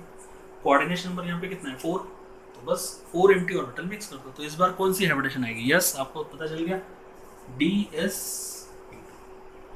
इसको हम क्या करेंगे यहाँ पे मिक्स कर देंगे, मिक्स करके यहाँ पे अपन लेंगे DsP2 हाइब्रिड ऑर्बिटल, ठीक है। तो इस बार हमारी पेयरिंग हो गई, पेयरिंग होने से हमको क्या मिल गया, अंदर का डी मिल गया, और अंदर का डी ऑर्बिटल लेके हमने यहाँ पे क्या शो कर दिया, DsP2 हाइब्रिडेशन शो कर दिया।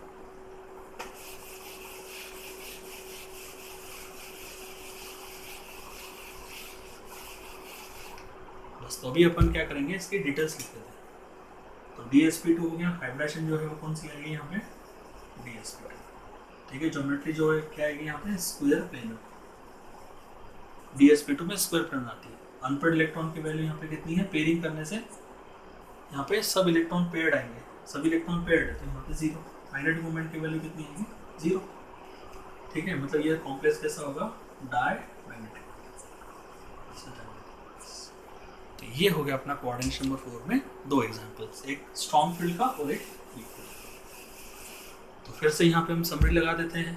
कोऑर्डिनेशन नंबर 4 जो है इसमें 2 पॉसिबिलिटी आती है, एक होता है sp3 और एक होता है कि DsP2। sp3 कब आएगा यहाँ पे, जब वीक फील्ड लिगेंड होगा, क्योंकि हम पेयरिंग नहीं करेंगे तो अंदर का डी नहीं मिलेगा, DsP2 नहीं ले सकते, ऑब्वियसली sp3 लेना पड़ेगा। और जब ना स्ट्रॉन्ग फील्ड रहेगा तो पेयरिंग हो जाएगी, पेयरिंग होने से अपने को क्या मिलेगा, अंदर का डी मिलेगा, तो DsP2 ले सकते हैं, ठीक है।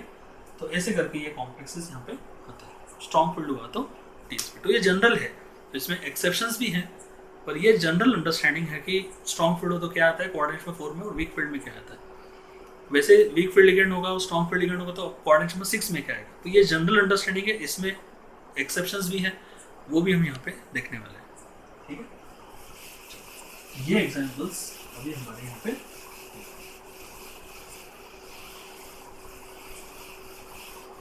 अब इन एग्जांपल्स के साथ में वैलेंसी बॉन्ड थ्योरी जो है उसमें थोड़े से एक्सेप्शंस यहाँ पे हम डिस्कस करेंगे। व्हाट आर द एक्सेप्शंस, तो यहाँ पे हम देखते हैं एक्सेप्शंस कहाँ पे हमारे एक्सपेक्टेशन के हिसाब से हाइब्रिडेशन नहीं आती, वो एक्सेप्शंस यहाँ पे हमको देखते हैं। तो सबसे पहले यहाँ पे हम देखते हैं, मे बी यहाँ पे Mn CN4, so CN6 ले लेंगे यहाँ पे Mn CN6, maybe can take what 3d7 3d5 4s2 3, तो यहाँ पे हम लेंगे मे बी 3 - ठीक है। अब हमको यहाँ पे क्वेश्चन हमारा ये है कि मैग्नेटिक मोमेंट हमको यहाँ पे निकालना है, इसकी मैग्नेटिक मोमेंट की वैल्यू हमको निकालनी है, हमारा क्वेश्चन है। ये थोड़ा एक्सेप्शनल एग्जांपल है। अब इस केस में यदि अपन देखेंगे तो यहाँ पे x - 6 इक्वल टू कितना आएगा, -3, मतलब x इक्वल टू यहाँ पे कितना होगा, +3। तो Mn का इलेक्ट्रॉनिक कॉन्फिगरेशन जो है वो कितना आता है, 3d5 एंड 4s2, 4p0, यदि जरूरत पड़ी तो हम लेंगे। Mn3+ का जो इलेक्ट्रॉनिक कॉन्फिगरेशन है वो कितना आएगा, तो यहाँ से हम 2 कम करेंगे और यहाँ से 1, मतलब ये हो जाएगा 3d4, 4s में हो जाएगा 0 और 4p में हो जाएगा 0, ठीक है। तो ये हो गया अपना मैग्नेटिक मोमेंट हमको निकालना है, तो इसके लिए हमने ऑक्सीडेशन स्टेट और कॉन्फिगरेशन निकाल दिया। अब इस कॉन्फिगरेशन के साथ में यहाँ पे यदि मैं ड्रॉ कर लूँ यहाँ पे d4, इस तरह से मेरा d4 है और यहाँ पे है 4s और यहाँ पे कितना है 4p, ठीक है। अब यहाँ पे आके हम सोचते हैं कि पेयरिंग करना है नहीं, पॉज वाली कंडीशन है। तो वैसे ही कोऑर्डिनेशन नंबर 6 है तो क्या आएगा यहाँ पे, वो पहली स्टेप हमको अब समझ गया आप, है ना, फर्स्ट स्टेप मैंने नहीं बताई, सेम ही पर कोऑर्डिनेशन नंबर 6 है तो sp3d2 आएगा, d2 sp3 आएगा, दोनों में से। उसके बाद सेकंड स्टेप ऑक्सीडेशन स्टेट और कॉन्फिगरेशन निकालना, वो भी निकाल लिया। अब यहाँ पे आके सोचना है कि हाइब्रिडेशन क्या ले सकते हैं, तो पेयरिंग करेंगे या नहीं करेंगे इसके ऊपर डिपेंड है। तो यहाँ पे नेचर ऑफ लिगेंड जो है Cn- अभी हमने देखा Cn- कैसा लिगेंड है, स्ट्रॉन्ग फील्ड है। तो अब यहाँ पे अपन क्या करेंगे, पेयरिंग करेंगे। बट पेयरिंग कैसी करना है, तो यहाँ पे जो पेयरिंग करनी है वो हमको यहाँ पे सिलेक्टिव पेयरिंग करनी है। थोड़ा सा अलग एग्जाम्पल है, सिलेक्टिव पेयरिंग करनी है। क्यों, क्योंकि स्ट्रॉन्ग फील्ड लिगेंड अभी हमने जनरलाइजेशन किया था, कोऑर्डिनेशन नंबर 6 हो, स्ट्रॉन्ग फील्ड हो तो जनरली D2sp3 लेते हैं। तो D2sp3 लेने के लिए D2 चाहिए, मतलब अंदर के 2 d ऑर्बिटल चाहिए, जिसमें से एक तो पहले से एम्प्टी है, बट ये वाला एम्प्टी नहीं है ना, तो इसको एम्प्टी करवाने के हिसाब से सिर्फ पेयरिंग करनी है, फुल पेयरिंग नहीं करनी है। मतलब आप 4 इलेक्ट्रॉन के 2 पेयर बना दिए, यहाँ रख दिए, 3 ऑर्बिटल एम्प्टी कर दिए, ऐसा नहीं करना है, क्योंकि 3 एम्प्टी करने की जरूरत हमको रिक्वायरमेंट नहीं है, हमारी रिक्वायरमेंट सिर्फ एक को एम्प्टी करने की है। तो इसलिए यहाँ पे सिलेक्टिवली सिर्फ इसी को पेयर अप कर देंगे फर्स्ट के साथ और उससे डिसाइड करेंगे मैग्नेटिक मोमेंट यहाँ पे क्या आएगा। तो उस हिसाब से यदि अपन देखेंगे तो यहाँ पे यदि हम देखें पेयरिंग किस तरह से हो रही है, तो इस केस में जो है जो अपना कॉम्प्लेक्स है इसमें हमारी जो पेयरिंग है वो किस तरह से होती है, तो ये जो पेयरिंग है वो हो जाएगी ऐसे सिलेक्टिव पेयरिंग 1 2 3 4 5 सिलेक्टिव पेयरिंग यहाँ पे होगी ऐसे, और ये हो जाएगा अपना 4s और ये हो जाएगा अपना क्या 4p। बस इसको लेके अपन यहाँ पे क्या शो कर देंगे D2sp3 हाइब्रिडेशन, ये होगा। तो इसको अपन बोलते हैं सिलेक्टिव पेयरिंग। और तब यहाँ पे अनपेड इलेक्ट्रॉन की वैल्यू कितनी है कि 2 और मैग्नेटिक मोमेंट की वैल्यू कितनी है कि 2.84 बोहर मैग्नेटोमीटर। तो ये जो है this will be what paramagnetic. अब हमारा ये है आंसर, क्योंकि मैंने जब क्वेश्चन दिया था तो फर्स्ट में क्या बोला था मैग्नेटिक मोमेंट हमको निकालना है, तो यहाँ पे हम क्या कर रहे हैं सिलेक्टिव पेयरिंग कर रहे हैं। अब देखो यदि किसी बंदे को पता नहीं होगा तो वो देखेगा अगर स्ट्रॉन्ग फील्ड है तो सीधे पेयरिंग कर देगा, सीधे पेयरिंग कर दिया बिना सोचे समझे, 4 इलेक्ट्रॉन के 2 पेयर बन गए, अनपेड इलेक्ट्रॉन 0, मैग्नेटिक मोमेंट 0, 0 पे टिक करके आ गया, खत्म। पर वैसा नहीं, वो गलत हो गया। तो यहाँ पे जरूरत फुल पेयरिंग की नहीं है, आपको सिर्फ 2 ही ऑर्बिटल, एक ऑर्बिटल पहले से एम्प्टी था, एक ही एम्प्टी करवाना है, तो सिलेक्टिव पेयरिंग हमने यहाँ पे की, सिलेक्टिव पेयरिंग। तो ये एक एग्जांपल हमने यहाँ पे देखा। सेकंड एग्जांपल जो है वो यहाँ पे देखते हैं कि मान लो कि इस तरह का कोई एग्जांपल आता है CrCl6 3- इस तरह का एग्जांपल। अब फिर से भाई कोऑर्डिनेशन नंबर 6 है तो D2sp3 या sp3D2 आएगा। सेकंड स्टेप क्या है x - 6 = -3, मतलब यहाँ पे होगा x = कितना +3। तो क्रोमियम का इलेक्ट्रॉनिक कॉन्फ़िगरेशन जो है वो कितना आएगा, configuration of argon that is what 3d3। ठीक है, सीधे अभी बता दिया, क्रोमियम का 3d5 4s1 होता है, 3 कम कर देंगे तो 3d3 बचेगा, 3d3 और 4s में क्या हो जाएगा 0, 4p पहले से क्या है 0, इसको हमने यहाँ पे लिख देना है। तो ये हो जाएगा अपना कितना 3, ओके 4s, यहाँ पे हमारा हो गया क्या 4p। अब यहाँ पे आके सोचना है फिर से पॉज वाली कंडीशन कि पेयरिंग करनी या नहीं करनी। अब यहाँ पे Cn माइनस है तो ये स्ट्रॉन्ग फील्ड है, कोई सोचेगा सर स्ट्रॉन्ग फील्ड है तो आपने तो बताया पेयरिंग करनी है, तो हम पेयरिंग कर देंगे। पेयरिंग करेंगे तो 3 इलेक्ट्रॉन पेयर अप होंगे, तो एक यहाँ आएगा और एक यहाँ आएगा, मतलब एक unpaired electron, magnetic moment 1.73 Bohr magnet, गलत हो गया, कंप्लीटली रॉन्ग। यहाँ पे भले ही अपना स्ट्रॉन्ग फील्ड है तो भी यहाँ पे पेयरिंग की कोई ज़रूरत ही नहीं है, there is no need of pairing. Why? Because हमको क्या करना है, कोऑर्डिनेशन नंबर 6 है, तो अंदर के 2 d ऑर्बिटल हम लेके हाइब्रिडेशन करेंगे D2sp3। Generally strong field ligand होता है तो T2sp3 आता है, तो ऐसा हम सोच के अंदर के d लेंगे, पर अंदर के d ऑर्बिटल तो पहले से ही एम्प्टी है। हम पेयरिंग कब करते हैं, यदि जरूरत हो उसके हिसाब से पेयरिंग करनी है, तो यहाँ पे हमको पेयरिंग करने की जरूरत ही नहीं है बिकॉज ऑलरेडी वो d ऑर्बिटल एम्प्टी है। तो इसलिए आपका सीधे आप यहाँ पे लेके क्या कर सकते हो, सीधे हाइब्रिडेशन यहाँ पे क्या शो करोगे D2sp3 आप शो करोगे। जनरली स्ट्रॉन्ग फील्ड हो तो D2sp3 हमने ले लिया और आपने इसको छोड़ दिया, मतलब even though there is a strong field ligand but आपने पेयरिंग नहीं की, क्यों? क्योंकि नीड ही नहीं थी वहाँ पे, पहले से 2 d ऑर्बिटल एम्प्टी है तो फिर कोई ज़रूरत ही नहीं है। तो बोलने का मतलब ये, हमने जो एग्जांपल्स लिए उससे शो हो जाता है कि स्ट्रॉन्ग फील्ड है तो हमेशा पेयरिंग करोगे ऐसा कोई ज़रूरी नहीं है, सिचुएशन देख के आपको डिसीजन लेनी है। स्ट्रॉन्ग फील्ड है, आपको पता है कि स्ट्रॉन्ग फील्ड में पेयरिंग करके अंदर के डी लेने की कोशिश भी करेंगे, पर यदि अंदर के डी ऑर्बिटल पहले से एम्प्टी है तो फिर पेयरिंग की जरूरत ही नहीं है। आपको एक डी ऑर्बिटल एम्प्टी है, एक एम्प्टी है और एक में इलेक्ट्रॉन है, फील्ड है, तो आप उसके हिसाब से पेयरिंग कर दो। और समटाइम आपको पूरे इलेक्ट्रॉन पेयर करने की जरूरत पड़ जाएगी, 2 अंदर के डी ऑर्बिटल लेने के लिए फुल पेयरिंग की भी जरूरत पड़ सकती है, तो आप फुल पेयरिंग भी कर सकते हो। तो ये सिचुएशन देख के करना है, ऐसा नहीं कि हमेशा दिमाग में फिक्स कर लिया कि स्ट्रॉन्ग फील्ड है तो पेयरिंग करेंगे, ऐसा नहीं है। सिचुएशन देख के फुल पेयरिंग की जरूरत पड़े तो फुल पेयरिंग करो, सिलेक्टिव पेयरिंग की जरूरत है तो सिलेक्टिव पेयरिंग करो, और जहाँ जरूरत नहीं हो even though there is a strong field ligand आप पेयरिंग नहीं भी करोगे तो भी चलेगी। तो ये सिचुएशन और एग्जाम्पल देख के आपको डिसाइड करना है, ठीक है। चलो ये एक्सेप्शनल केसेस हमारे यहाँ पे हो गए। तो मैग्नेटिक मोमेंट कितना आएगा, 3 अनपेड इलेक्ट्रॉन आएंगे और उसके हिसाब से 3.87 बोहर मैग्नेटोन इसका मैग्नेटिक मोमेंट आंसर, मतलब इसका जो आंसर है वो क्या होगा, अनपेड इलेक्ट्रॉन यहाँ पे कितने हैं 3 है, तो मैग्नेटिक मोमेंट जो है वो कितना आएगा 3.87 Bohr moment, square root of n into n plus 2 उसका फॉर्मूला है। चलो तो ये हो गया अपना एक केस।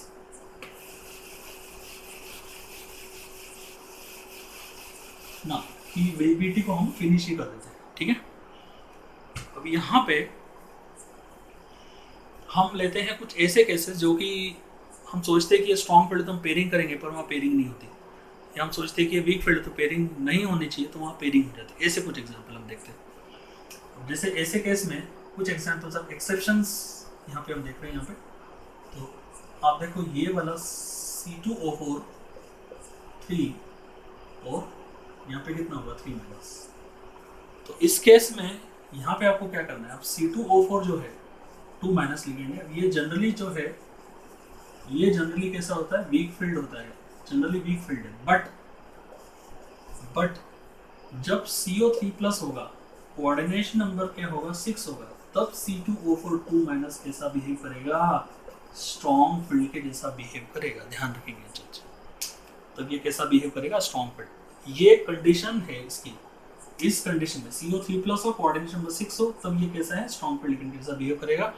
मतलब आपको पेयरिंग करनी है, हाइब्रिडेशन उसके हिसाब से आएगी, मैग्नेटिक मोमेंट उसके हिसाब से आएगा, पूरा आंसर चेंज हो जाएगा। अब किसी बंदे को यदि इंफॉर्मेशन नहीं होगी तो वो बोलेगा क्योंकि स्पेक्ट्रोकेमिकल से जो CFT में उसके हिसाब से ये वीक फील्ड है, बट एक्चुअली में ये वीक फील्ड होते हुए भी यहाँ पे स्ट्रॉन्ग फील्ड के जैसा बिहेव करता है। ऐसा भी सम सिचुएशंस में होता है।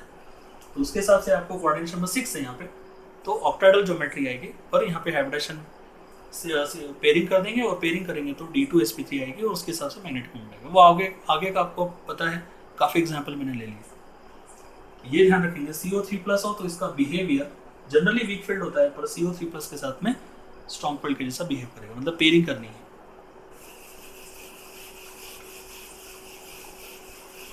नेक्स्ट जो एग्जाम्पल है, एग्जाम्पल नंबर 2 हम यहाँ पे देखते हैं। जैसे PtCl4 2 minus and PdCl4 2 minus. इन दोनों के केस में भी यदि अपन देखें तो Cl माइनस जो है वो जनरली कैसा होता है, इट इज जनरली ये होता है वीक फील्ड। हमने अभी देखा था NiCl4 2 माइनस का एग्जाम्पल, जनरली वीक फील्ड होता है। बट आप ध्यान रखेंगे Pt2 प्लस हो एंड Pd2 प्लस हो, पैलेडियम 2 प्लस हो, और कोऑर्डिनेशन नंबर यहाँ पे कितना हो 4 हो, तब Cl माइनस जो है it will behave like a strong field ligand. मतलब यहाँ पे हाइब्रिडेशन जो है कौन सी आएगी, DsP2 आएगी, DsP2 आएगी, और उसके हिसाब से मैग्नेटिक मोमेंट और सब कुछ डिसाइड होगा। सो ध्यान रखेंगे ये कैसा है, DsP2 वाला केस है। भले ही यहाँ पे आप देखोगे वीक फील्ड लिगेंड है तो आप क्या बोलोगे, sp3 बोल दोगे, पर ऐसा नहीं है। Cl माइनस जो है वो Pt2 प्लस और Pd2 प्लस हो, कोऑर्डिनेशन नंबर क्या हो 4, ये कंडीशन है। इस कंडीशन में Cl माइनस स्ट्रॉन्ग फील्ड है, बाकी सब जगह वीक फील्ड है। दो केसेस हो गए। अब जैसे हमने ये केसेस देखे जहाँ पे वीक फील्ड स्ट्रॉन्ग के जैसा बिहेव कर रहा है, तो इसका उल्टा भी होता है। जैसे कि मान लो यहाँ पे NiNH3 जो है वो कितना है 6 है और 2 प्लस। तो इसमें अब जनरली यदि हम देखते हैं, जनरली NH3 जो है वो कैसा है, स्ट्रॉन्ग फील्ड लिगेंड है। बट ध्यान रखें Ni2 प्लस हो और कोऑर्डिनेशन नंबर कितना हो 6 हो, तब NH3 जो है वो कैसा बिहेव करता है, वीक फील्ड के जैसा बिहेव करता है। मतलब यहाँ पे हाइब्रिडेशन आपको कैसी आएगी, sp3d2 आएगा, मतलब ये कैसा होगा, आउटर ऑर्बिटल कॉम्प्लेक्स होगा, that will be outer orbital complex. ये चीज आपको थोड़ी सी ध्यान रखनी है। ओके, सो फाइनली बीबीटी के कुछ काफ़ी डेप्थ में हम यहाँ पे लेके गए, काफ़ी शार्पनेस आपके नॉलेज को मिली है। यहाँ पे बहुत ही वैरायटी के एग्जांपल्स हमने देखे, कहाँ पे वीक फील्ड है तो स्ट्रॉन्ग हो जाता है, कभी वीक स्ट्रॉन्ग है तो वीक फील्ड हो जाता है।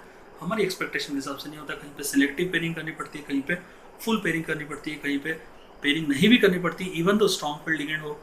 और हमने कुछ कॉमन केसेस इसमें, एक जो बेसिक है वो 4 केसेस हमने देखे। और आउटर ऑर्बिटल कॉम्प्लेक्स क्या होता है, इनर ऑर्बिटल क्या होता है, स्ट्रॉन्ग फील्ड लिगेंड और वीक फील्ड लिगेंड अभी मैंने आपको बताया है। पर CFT में हम डिसाइड कर सकते हैं कि कौन सा लिगेंड कैसा होता है, उसके लिए स्पेक्ट्रोकेमिकल सीरीज आगे का डिस्कशन है। तो चलो आज के लिए वैलेंसी बॉन्ड थ्योरी हमने 2 कंसेप्ट हमने फिनिश किए, बड़े concept, important concept. That is one is what CFT, sorry कौन सा VBT फुल डिटेल में। और हमने यहाँ पे देखा इफेक्टिव एटॉमिक नंबर, साथ में एक्सेप्शंस हमने देखे, काफ़ी डिटेल में हमने यहाँ पे डिस्कशन किया। तो चलो अगला लेक्चर जो है वो पार्ट 3 का होगा कोऑर्डिनेशन का, और प्रॉबेबली वो लास्ट हो सकता है, उसमें हम चैप्टर को फिनिश करने की कोशिश करेंगे। और इस तरह से 3 लेक्चर्स में आपका पूरा कोऑर्डिनेशन नंबर जो है वो कोऑर्डिनेशन कंपाउंड रिवाइज हो जाता है। ठीक है, तो चलो पार्ट 3 में हम फिर से मिलेंगे।